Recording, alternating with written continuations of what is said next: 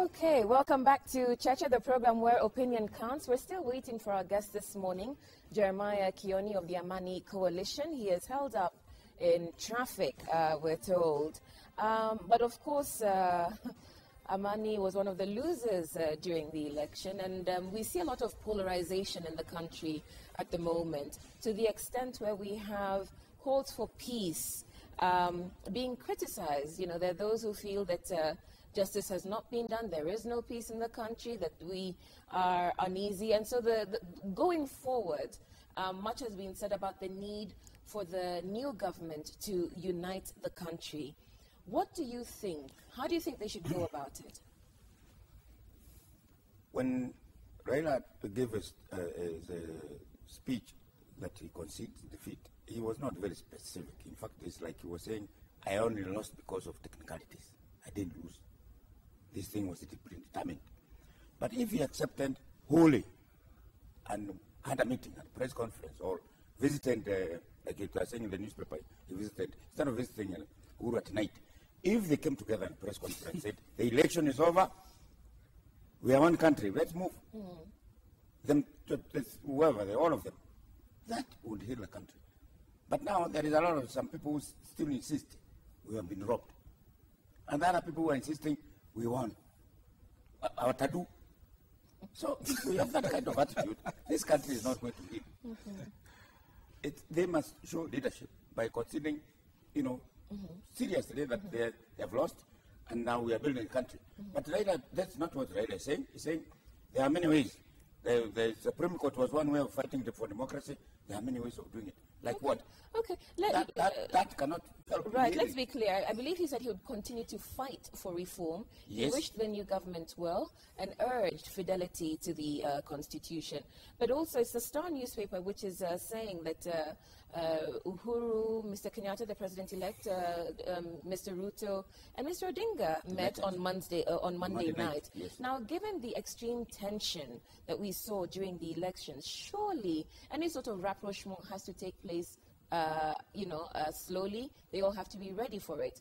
And clearly, the president has taken the first move by, we're led to believe, picking up the phone and calling Mr. Odinga to have a chat. Yeah. But you're criticizing that. You're saying they're meeting in secret, whereas they need to come out. What I'm saying, they should come out, the losers and they winners. need to get they to need a point to come there. out and say, that's what happens all over. You are made to be defeated. You publicly say so and tell your people, no more quarrels. Let's build the country. And he said all of that. David, you don't agree? I say in those ones that we lost the thing. Let's build the country. Now he says there are so many ways of doing it. No, he didn't say that. First of all, I think Mutegi is very presumptuous. The fact that Raila accepted the decision of the Supreme Court does not mean he agreed that he lost. Those are two distinct things. Accepting the decision of the court. And you do not have to compel him to accept if he believes he didn't lose. And that is right, not to accept that he lost. If indeed he believes he lost, he won. Or if he believes that one didn't win, even if he didn't win, according to the constitutional requirement. He's behaving like that. So, 207. No. I don't think that. Of course, listen here, Mtegi. Look, Raila lost. He went to court. He had his reasons for why he believes he didn't lose this election. The court listened, came out with his finding, which finding he's not satisfied with, and he's entitled to even feel like that. And I also do think that the court didn't do a great job of adjudicating this process. Okay, we have to wait for the reasoning. The court will come with its reasons, but that doesn't stop us from articulating our own perspectives about the court's action. And why I'm saying I have a problem with the court's, not necessarily the ruling, but certain elements about how it went about it. Look, the country had been strained by a dispute. People who say, this guy says he won, this guy says he didn't win. They come to you, they present the evidence, you make a decision, you don't give the reasons. People are still choking with pain and bitterness. Instead of delivering anything that lifts them out of that situation, you prolong that bitterness by saying we will give you judgment, reasons for the judgment 1 week later. In my view, I think the Supreme Court there goofed because it needed to ease the country by delivering the reasons therefore, or at least indicating why they decline this request, they decline this prayer, they decline this prayer, rather than just arbitrarily say, we decline, we decline, we decline. You're saying like, so why should Raila, let me ask you this, why should Raila be convinced when he has not been given the reasons? Why should he change his position that he actually lost? When the court has not given him the reasons why they think his contestation is rubbish, it doesn't hold merit. But logically, even in a logical person, the case for Raila was that dismiss the election of Kenyatta. Why? Because the register was tampered with. Because the Electoral Commission is rubbish. But he is asking for a rerun. With what register would you do a rerun? With what Electoral Commission would do? If you are the judges, how can you give that kind of thing? How would you agree? Using what register? Well, the court does not have to agree to every of his prayer, but it has to certify whether indeed the declaration was valid, which was the key thing here, whether he was elected. As to whether the court would agree that another register be constructed or other voters, a new voter registration exercise be done, is neither here nor there. The court would have found that to be impractical. Okay. But still given a finding on the core contest, right. which is, so we're at a point where we're waiting for the elected properly.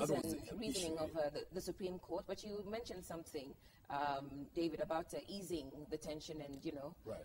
So how do we do that? Mutegi here has said that you need to see more leadership from Mr. Odinga, more, urging of calm. Yeah. What do you think? I guess he will have to do that.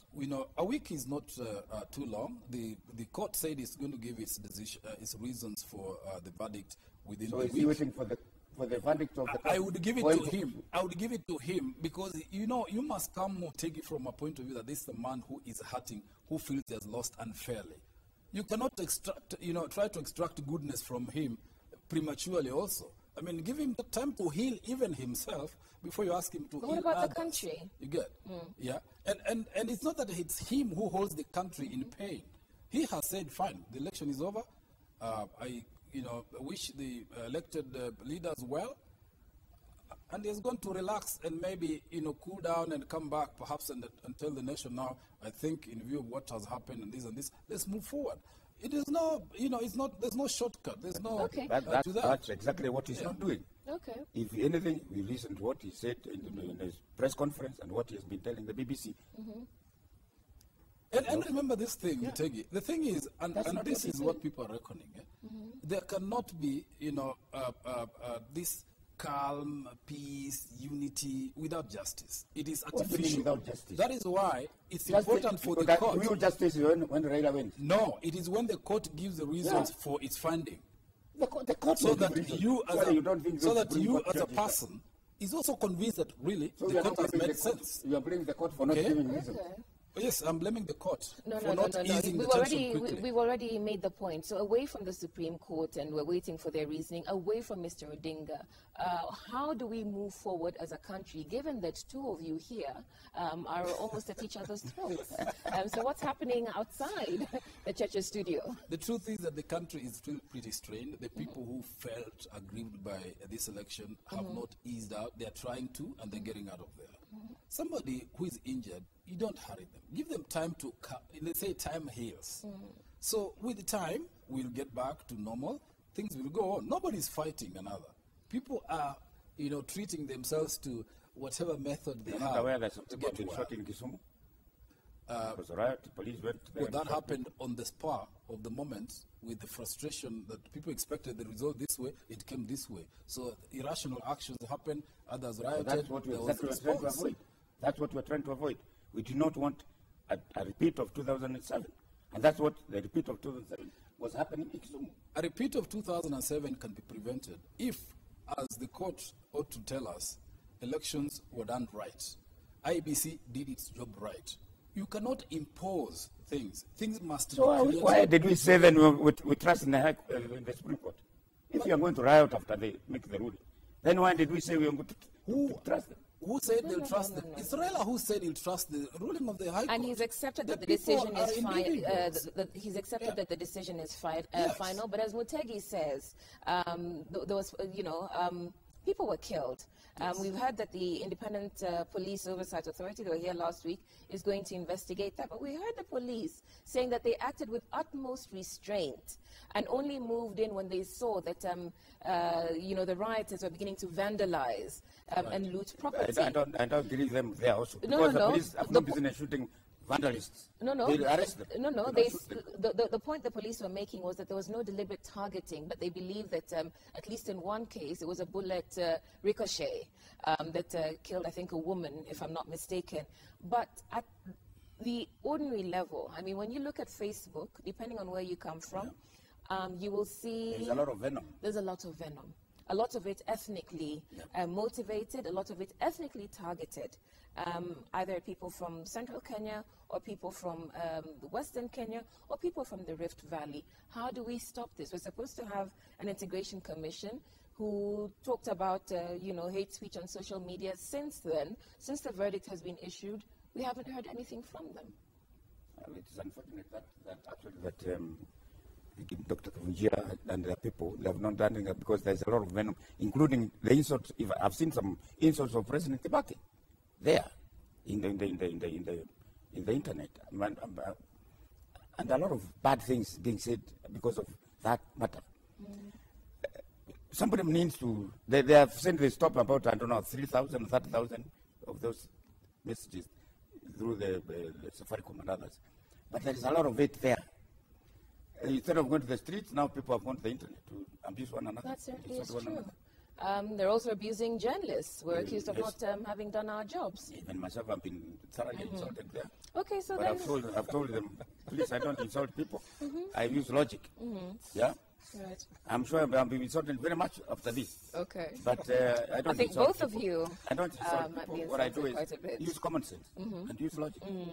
I think people ought to be considerate and moderate in their responses. People are personalizing these contests. There is no reason. People have stuck with the end of their support base or whoever they support, and nothing. You cannot communicate anything across the divide. Yeah. But I think people need to understand that a contest is fought.